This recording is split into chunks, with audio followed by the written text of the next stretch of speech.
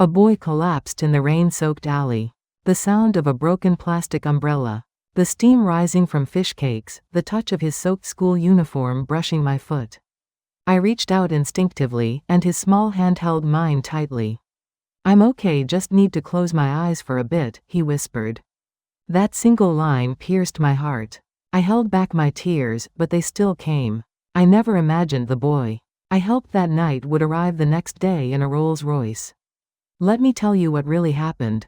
You're listening to Silver Story Tree, where the voices of life's late chapters gently bloom again. Subscribe, like, and turn on the bell to hear more heartfelt stories that grow with time. I could hear the sound of raindrops falling from the eaves. Drip, drip. At the far end of the Guanzon Market alley, rain was streaming down the glass door of my snack shop. It must have been around 3 in the afternoon. Business was slow at that hour, so I was tearing seaweed sheets for kimbap while writing my grocery list for the next day. That's when the door opened. Clang, the bell on the handle rang. When I looked up, what I saw was a male student in a soaked school uniform. Water was dripping from his hair, and his face had no color whatsoever. The boy staggered and grabbed the table in front of me. "Ma'am, could I please have a cup of water?" the boy said. His voice was cracking. I took barley tea from the refrigerator and poured it into a cup. The boy took the cup with trembling hands and gulped it down. Then he swayed. A tray fell to the floor. Clang, the sharp sound of stainless steel hitting the cement floor. I rushed to catch the boy. "Son, are you okay?" I asked, but his eyes were closed. When I touched his arm, it was ice cold. I couldn't believe he could be this cold in May. I laid the boy down on an inner seat. While heating a thermal pack in the microwave, I took off his uniform and hung it on the drying rack. Even his underclothes were soaked through. As I was getting my husband's clothes, I noticed his backpack. It was a worn gray bag, and a torn envelope was sticking halfway out of the side pocket. I was curious, but I thought it wasn't right to look through someone else's belongings. That's when I lifted the boy's arm to cover him with a blanket. I saw dark bruises on his forearm. Not just one, but several. They looked like marks from someone gripping him hard. I made rice porridge and woke the boy. He opened his eyes and stared blankly at my face. "Who did this to you?" I asked carefully, pointing to the bruises on his arm. The boy shook his head. "It's okay, at home they just misunderstand me," he said. There was resignation in his voice. I didn't ask more. Instead, I spooned hot porridge into his mouth. The boy swallowed with tears in his eyes. 1 spoonful, 2, 3, and finally he seemed to breathe properly. I heard sounds from outside. 2 black umbrellas passed by the glass door. "Find him." A low, murmuring male voice was heard. Someone was looking for the boy. I looked at him and asked, "Are you running from someone?" The boy didn't answer. He just squeezed my hand tight. I could feel sweat in his palm. I patted his back to comfort him. "It's okay, you're safe here." That's what I said. Then the door handle moved. Click, the sound of someone trying to open the door. I pushed the boy toward the kitchen and stepped forward. The door opened. A man in a black suit stood there. The sound of raindrops falling from his umbrella echoed on the tile floor, drip drip. "Excuse me, have you seen a student?" the man asked. I shook my head. "Haven't seen anyone." "Are you a customer?" I asked back. The man stared at my face for a while, then bowed his head and turned around. The door closed again. The bell rang softly. I called the boy. "You can come out now." The boy came out of the kitchen and said quietly, "Thank you." Looking at the boy's trembling shoulders, I wondered, what's happening to this child? That afternoon, something stuck in a corner of my heart. The next morning, the boy came in through the door. Ding-a-ling, with the bell sound. He was wearing the uniform I'd washed and dried. He had taken what I hung on the drying rack yesterday. I thought he'd just left without a word, but he came back to return it. "Ma'am, thank you so much," the boy said. He bowed deeply. I waved my hand saying it was fine and asked, "Did you eat?" The boy shook his head. "Then eat here before you go," I said. I made kimchi stew. When I opened the lid, steam rose with a hiss. The boy picked up a spoon and carefully took a bite. Watching him eat, it seemed he'd been starving. "Eat slowly, you'll get indigestion," I said. After finishing the meal, the boy spoke. "Ma'am, could I work here part-time?" I was surprised. Part-time. The boy nodded. I want to pay you back. For yesterday's meal and lending me clothes. I laughed. You don't need to pay that back. Just take care of yourself. But the boy insisted. Please, let me work. The boy's eyes were earnest. I sighed and said, all right, just 2 hours a day, clearing dishes and washing them. Meals are free. The boy bowed and said thank you. His voice trembled. I patted his shoulder lightly. It's okay, let's work together. That afternoon, a regular customer rushed into the shop. Ma'am, did you see in front of the school? The customer said. What happened? I asked. There's a Rolls-Royce parked in front of the school gate. The customer said, panting. A Rolls-Royce. I tilted my head. This isn't Gangnam, why would there be a Rolls-Royce? At a school in Gwansan-dong. Must be a similar car. I said, but the customer shook her head.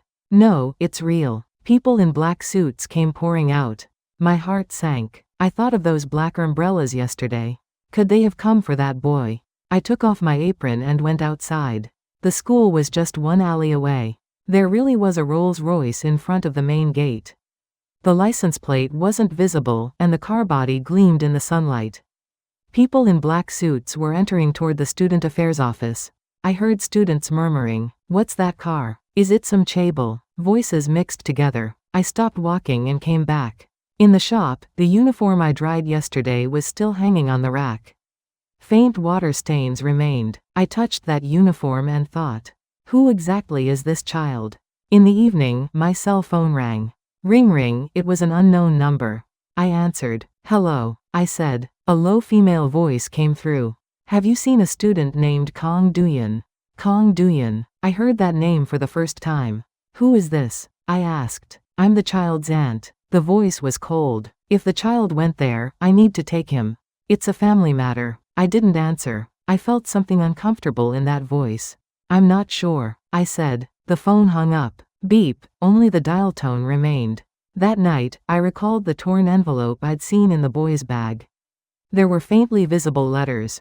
Hankying, we. There seemed to be more, but I couldn't remember exactly. I muttered as I pulled up my blanket. I should ask the child tomorrow. When I turned off the light, only the sound of rain could be heard in the darkness. That sound felt strangely unsettling. The morning, I was sitting in the office behind the shop. Yesterday evening's CCTV footage was playing on the computer screen. I clicked the mouse to rewind time. Rain flowing down the glass door. And 2 black umbrellas appeared on the screen. I stopped the video, pressed the zoom button. The 2 people's faces weren't visible, but the umbrella handles were clear.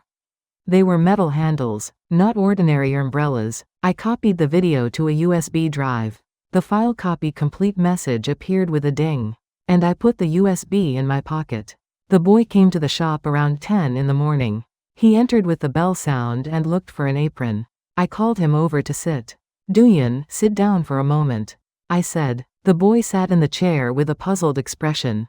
Is something wrong? I asked carefully. The boy lowered his head. After staying like that for a while, he opened his mouth. Ma'am, actually. His voice trembled. My aunt is telling me to hand over documents. My father's will. A will? I asked in surprise. The boy nodded. After my father passed away. My aunt says she took care of him, so I have no share. That I wouldn't understand anything. I held the boy's hand. It was a cold hand. Duyan, that's determined by law. We can't just do what your aunt says. I said. The boy's eyes welled up. But I don't know what to do by myself. I opened a drawer. There was a small recorder inside. I'd bought it a while ago to use if problems came up with the shop. Take this. I put the recorder in the boy's hand. Record when you talk with your aunt. You have to protect yourself too. The boy took the recorder and asked, will this be evidence? I nodded. Words disappear like the wind, but records remain. If you don't want to be wronged, you need to leave evidence. At lunchtime, I called the community center. Ring, they answered on the 3rd ring. It was Ms. Choi Dae-hee from Welfare Services. Could I get counseling for domestic violence or inheritance disputes? I asked. Ms. Choi answered yes, it's possible. When can you come? I'll come tomorrow afternoon. I said. I'll bring the child. After hanging up, I looked at the boy. Duyan, let's go to the community center tomorrow. We need to get expert consultation first. Around 4 in the afternoon. I saw the Rolls-Royce again in the alley by the school. This time someone like a bodyguard was standing by the car.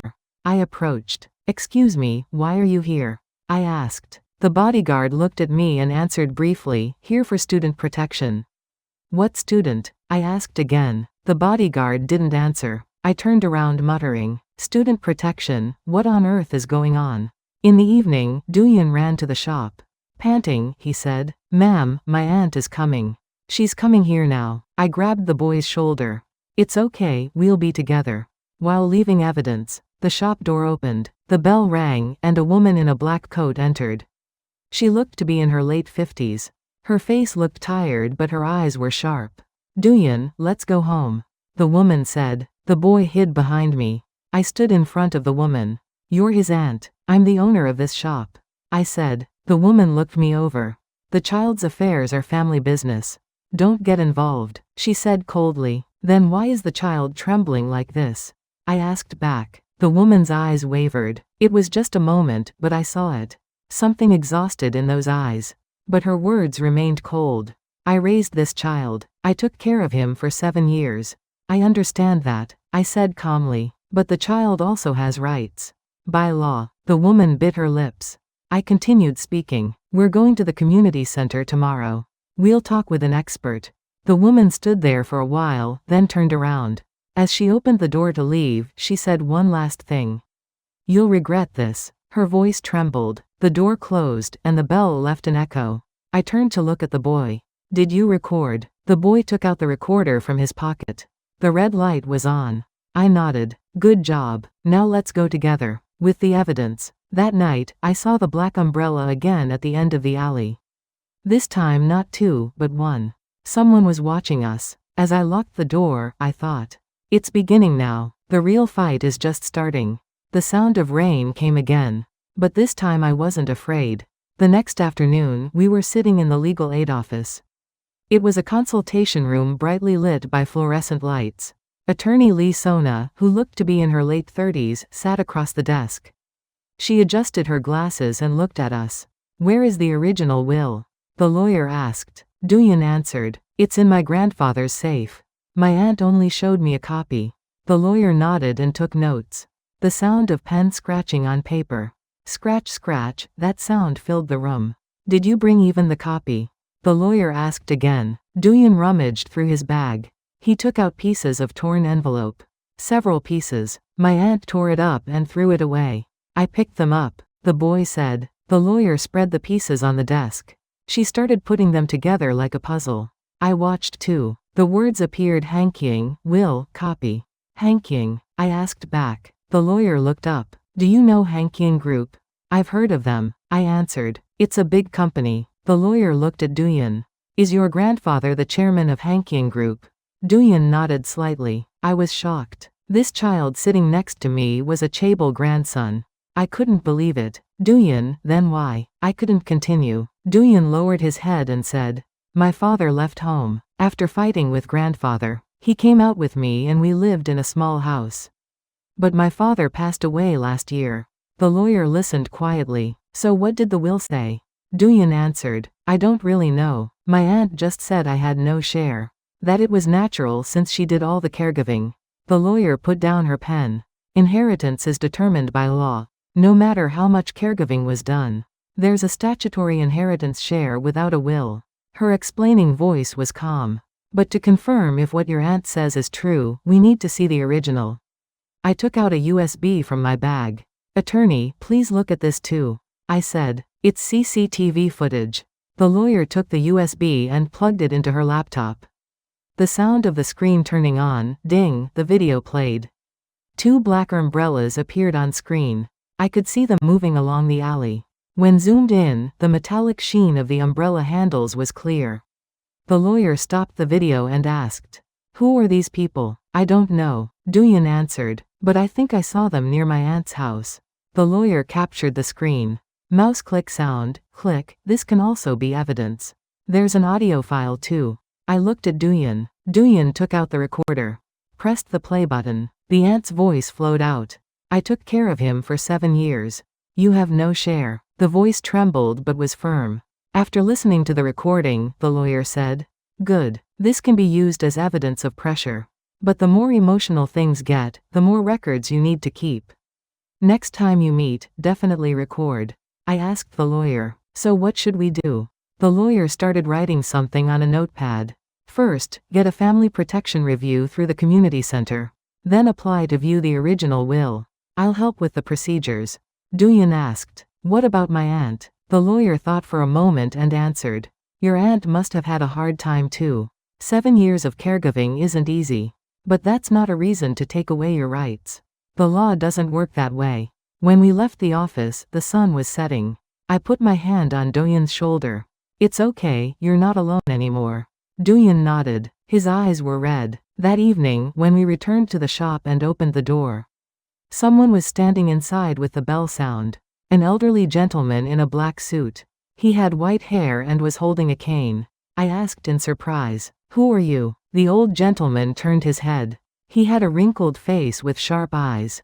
"I am Park Nosik, chairman of Hankying Group." His voice was low and heavy. "You're the one who's been taking care of my grandson." I couldn't breathe. The chairman. Duyan hid behind me. The chairman looked at Duyan. "Duyan, it's grandfather." His voice trembled. Duyan didn't answer. I stood between them. "Chairman, why have you come?" I asked. The chairman took out an envelope from his bag. "I came to give you this. It's the original will." I took the envelope. It was heavy. "Why are you giving this to me?" I asked. The chairman answered, "Because I trust you. You seem to be the only one who will protect the child." I opened the envelope. Documents were inside. I unfolded the first page. I saw the word, will, and below it the Hankying Group seal. I began reading slowly. Trust type inheritance to grandson Kong Duyan. Appointment of dedicated guardian. And guardian nominee, Yun Mulja. My name was written there. I looked up at the chairman. "What does this mean?" The chairman said, "It was my son's last request. If he should go first, to entrust Duyan to someone trustworthy. My son knew about your shop. Since Duyan attends school around here." I took a breath. "Then from the beginning." The chairman nodded. "When my son passed, I looked for Duyan. But his aunt got to him first. And hid the will." Duyan asked quietly, "Grandfather, what about my aunt?" The chairman sighed. "Your aunt had a hard time too. She got exhausted caring for him for 7 years. But hiding the will was wrong." I looked at the will again. The sound of turning paper, rustle, on the last page was his father's signature. Next to it was a small handwritten sentence. "Duyan, don't hate grandfather. Grandfather is lonely too." I looked at Duyan. The child was crying. The chairman also wiped his eyes. I knew at that moment. This family needs forgiveness and reconciliation. But first, there was something to do. To establish the truth according to law, according to procedure. 3 days later, we were inside the Hankying Group residence. The reception room was spacious. And the sound of tea being prepared could be heard from somewhere. Bubble bubble, the sound of water boiling. I was sitting holding Doyen's hand. Across from us on the sofa sat Aunt Han Myeong-suk. The sound of an employee's footsteps bringing tea. Tap tap, the sound of heels echoed on the marble floor. The sound of teacups being placed on the table. Clink clink, that sound felt especially loud in the quiet room. The aunt spoke first. "Hand over the documents." Her voice was short and firm. I took out the original will from my bag. But I didn't hand it over. Instead, I placed it on the table and said, "First, apologize. To the child." The aunt's eyes wavered. "Apologize. What did I do wrong?" There was trembling in her voice. I took out the recorder from my pocket. Pressed the play button. Click, with the button sound, the aunt's voice flowed out. "I have the will. You have no share. I took care of him for 7 years, isn't that natural?" The recorded voice filled the room. The aunt's face went pale. Where is this from?" Her hands trembled. "It's evidence," I said calmly. "Evidence that you pressured the child." The aunt bit her lips. "After staying like that for a while," she said. "I cared for him for 7 years. I paid all the hospital bills too. My bank account is empty." Her voice cracked. I felt the exhausted heart in that voice. The aunt was a victim too. But that didn't mean she could take away the child's rights. "I understand your circumstances," I said, "but Duyan also has rights. By law." The aunt cried. "I loved my brother too. I went to the hospital every single day for 7 years. Am I a bad person? Her voice trembled. Duyan lifted his head. Aunt, I don't hate you either. The child's voice. Then the door opened. Creak, with the sound of the heavy door opening, Chairman Park No-Sik entered. The sound of his cane, tap tap, echoed on the floor. That's enough. The chairman's voice filled the room. The chairman looked at me. So you're the snack shop owner. His voice was low and heavy but warm. I stood up and greeted him. Yes, I'm Yun Mulja. The chairman nodded and sat on the sofa. The chairman took out an envelope from his bag. Read this first. We need to hear my grandson's wishes too. He handed me the envelope. I took it and opened it. The sound of tearing paper, rustle, documents came out. It was a will. I began reading slowly. Trust type inheritance to grandson Kong Duyan.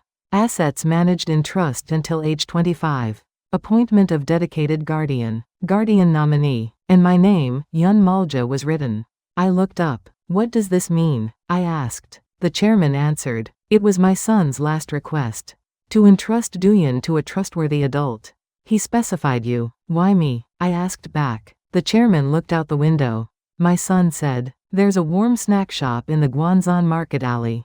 The owner there can't just pass by people in difficulty. His voice trembled. The aunt asked, then what about my share? The chairman looked at the aunt. Myung-suk, you have a share too. I'll settle the caregiving expenses and make a separate living expense trust. I know what you did. The aunt shed tears. Father, she couldn't continue. The chairman said, I know you had a hard time. But hiding the will was wrong. You need to acknowledge that. I looked at the will again. A stamp was on the last page. A red seal. The chairman said, Ms. Mulja, please fill what I lack. I ask you to take care of Duyan. I looked at Duyan. The child nodded. I took a deep breath and said, all right, but I have a condition. All procedures must be by law, transparently. The child also has a right to know. The chairman smiled. That's right. You see things properly. He tapped the floor once with his cane. Tap, that sound announced the decision. I felt at that moment. Now it really begins. The real path to protecting the child. After the meeting, the chairman remained. The aunt left first, and Duyan went for a walk in the garden. Only the chairman and I remained in the reception room. The sound of lifting a teacup, splash, the tea swirled. The chairman opened his mouth. Would you listen to my story? I nodded. The chairman looked out the window and continued. I lost my family protecting the company. The day my son left, I was in a meeting too. His voice trembled. My son shouted, Father only cares about the company. You have no interest in me and Duyan. Those were the last words. I never saw him again after that. I listened quietly. The chairman continued. A few years later, I heard my son was sick. I rushed over but they wouldn't even let me visit. Myung-suk took care of him instead. For 7 years. The chairman wiped his eyes with a handkerchief. It's my fault. I thought I could solve everything with money. But family isn't like that. His voice cracked. I took a sip of tea. Chairman, you regret it. I said. The chairman nodded. I regret it every day. I couldn't even see my grandson's face a few times. My son lived in hiding. Then the aunt came back in. Her eyes were swollen red. Father, I need to tell you something. The aunt's voice. The chairman looked at the aunt. Sit, he said briefly. The aunt sat and began speaking. At first I cared for my brother out of love too. But as time passed, I got exhausted. Hospital bills came from my account, and I had no life of my own. The aunt continued with trembling hands. I saw when my brother wrote the will. Everything going to Duyan and I only get caregiving expenses. I felt wronged. 7 years, I endured for 7 years. I looked at the aunt. So you hid the will? I asked. The aunt nodded. Yes, I was wrong. But back then I was really angry. I gave up my whole life too. The chairman said, Myung-suk, I understand your feelings. I'm sorry to you too. I couldn't help when you were raising my son, or during the caregiving. Guilt was in his voice. Duyan came in from outside. I could hear his footsteps. The child looked at his aunt. Aunt, I don't just hate you. His voice was quiet. I want to study. I hope you can be happy too. The aunt shed tears. Duyan, I'm sorry. Aunt was wrong. The aunt's hand held the child's hand. The child also cried. Watching that scene, I thought. This is true reconciliation. Attorney Lee Sona spread out documents. The sound of turning pages. Russell, she began explaining. The trust structure is like this. Doyen's assets will be managed by a trust company, supervised by the guardian. For your aunt, we'll settle caregiving expenses separately. And create a living expense trust. Law can't comfort emotions, the lawyer said, but it draws boundaries. Who gets what and how it's managed is made clear. She pointed at the documents with her pen while explaining. The chairman looked at me. Ms. Malja, please fill what I lack. I can't see Doyen often because of managing the company. You need to watch over him from nearby. I looked at Doyen. I remembered the smell of his wet uniform. His trembling hands, the bruises on his arm, and the cup of water I gave him that first day. That cup of water came back like this. I muttered to myself. All right, I said, but I'll do it my way. With records, with documents, transparently. So the child can live with dignity. The chairman smiled. That's right. That's correct. I took out a pen from my bag. I wrote my name on the guardian consent form. Scratch, scratch, the sound of the pen tip scratching paper. I signed and stamped it. Press, the stamp pressed the paper. I felt at that moment. Now the responsibility truly begins. A week later, I was sitting at the community center. Ms. Choi Dae-hee from Welfare Services was reviewing documents. The sound of typing, clack clack, only that sound in the office. Family protection intake is complete. Ms. Choi said, temporary guardianship is also approved. Now we just need to file court documents. The sound of the printer running, documents came out. I took the documents. The writing was dense. Ms. Choi explained, this is the guardianship initiation application. This is the asset list. The trust structure is also specified here. Thank you, I said. Ms. Choi smiled and replied, not at all. Actually, this is my first case like this. A chaebol inheritance case. But you did well, ma'am. You properly collected evidence. I also stopped by the legal aid office. Attorney Lee Sona was plugging the USB into the computer. Ding, the sound of files opening. CCTV footage appeared on the monitor. You can see the two black umbrellas. The lawyer pointed at the screen. When I tracked this route, it led to the Hankyung Group residence. They were confirmed as hired private security. Mouse click sound, click, the next file opened. It was a photo of the torn envelope pieces. I also attached this as evidence. The lawyer said, it can be used as evidence of intentional destruction of the will copy. What about the audio file? I asked. The lawyer opened another folder. I edited it, extracted only the key statements and put them in the evidence list. It's ready for court submission. I took out my USB from my bag. Here's the original. I handed it to the lawyer. The lawyer took it and said, perfect. This is enough to proceed without problems. The chairman's side also contacted us. My phone rang. Ring ring, it was a call from the secretary's office. The chairman has proposed a caregiving expense settlement to your aunt. The living expense trust is also being set up. How much is it? I asked. The secretary answered, 250 million won for caregiving. And 3 million won monthly for life in the living expense trust. Your aunt has accepted. I felt relieved. Then your aunt will be okay now. The secretary said, yes, she'll be able to make a fresh start. She said she found part-time work too. I also contacted the school. I spoke with the counseling teacher. Doyen has no problems continuing his studies. The teacher said, actually his expression has brightened lately. He's getting along well with friends too. That's good, I said. The teacher added, it's thanks to you, ma'am. The child now has a reliable adult. In the evening, Doyen came to the shop. He entered with the bell sound and looked for an apron.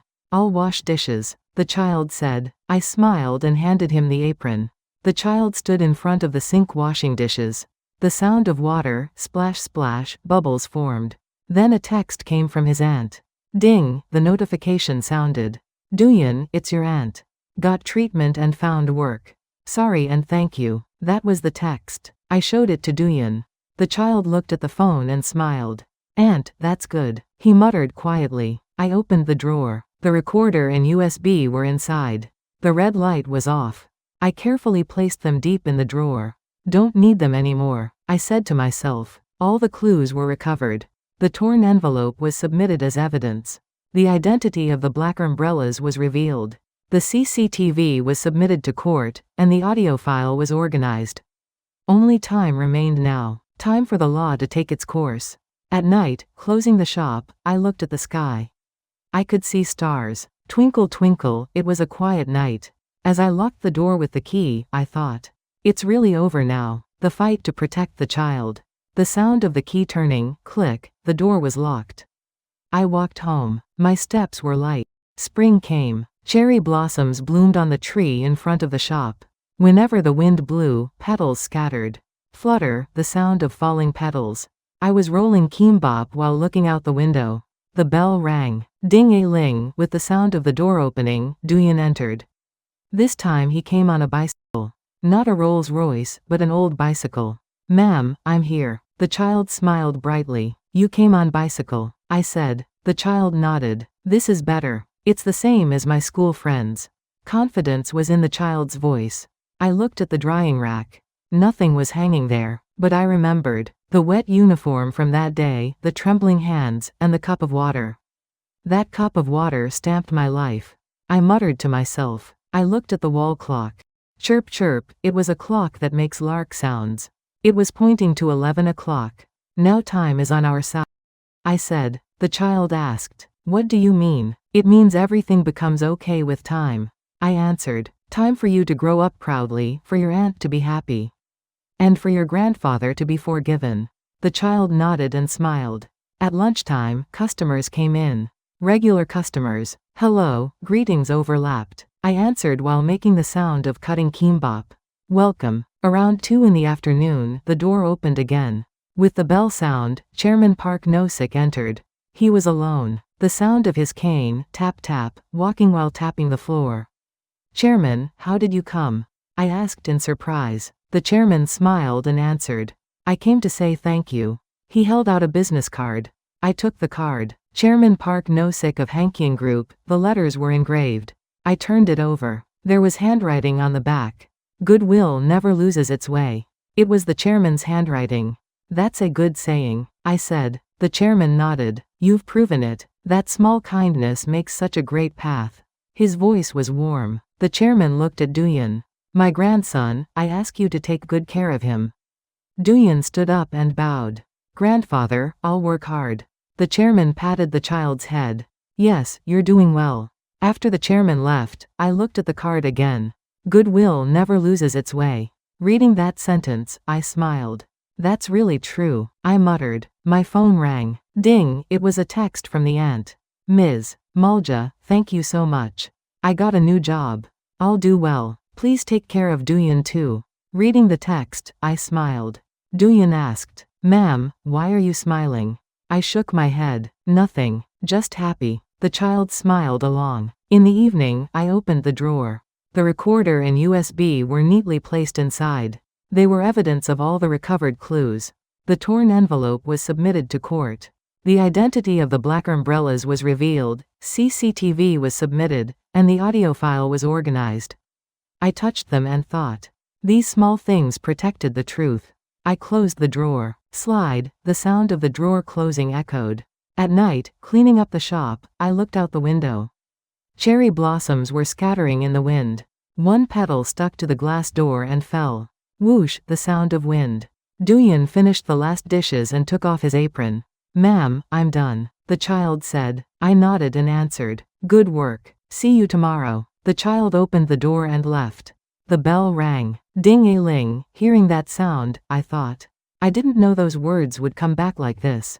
The trembling child in the rain, a cup of water, the wet uniform. I wiped the table with a cloth. The wiping sound, swish swish, there was rhythm. Today too, I make kimbap.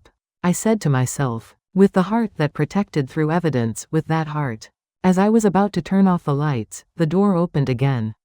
The bell sound, ding-a-ling, a young woman entered. Are you still open? The customer asked. I smiled and answered, yes, we are. What would you like? One kimbap. The customer ordered. I started rolling kimbap. The sound of spreading seaweed, rustle, the sound of putting rice on, swish swish. It was a familiar rhythm. The sound of the knife cutting kimbap rang out. Chop chop chop. I cut it into 6 pieces. I placed it on a plate and handed it to the customer. Enjoy your meal, I said. The customer took a bite. Wow, it's delicious. How is it this good? I smiled and answered, because I put my heart into it. Care makes the taste. After the customer left, I really turned off the lights. Click, the shop became dark. As I locked the door and came out, I could see stars. Twinkle twinkle, there were many stars. I walked home muttering, I didn't know those words would come back like this. Small kindness, a cup of water, truth protected by evidence. Today too, I make kimbap. With that heart. The sound of footsteps echoed in the alley. Tap tap, I walked toward home. I looked back. I could see the shop sign. Mela's Kimbap, the neon sign was blinking. I'll open the door tomorrow too. I thought, if someone else needs help, I'll reach out my hand. Because that's how I live. With evidence, with records, with heart. I arrived home. The sound of keys, click, the door opened. As I went inside, I muttered one last time. Goodwill never loses its way. The chairman was right. Truly, the door closed. But the door in my heart is always open. To people who need help. That is the lesson I learned that day and the path I will keep. Warmly, everyone, have you ever reached out a hand to someone and received an unexpected gift in return? I never imagined that a small act of kindness that day would change my life. I've learned that genuine goodwill is never wasted. It always comes back as gratitude and comfort. If your heart feels tired right now, remember, it's not too late. You can always begin again. Please share your own stories or thoughts in the comments. I'd love to connect with you. If this story warmed your heart, consider subscribing and liking, and share it with someone who might need it today. Wishing you good health and peace in your heart, always.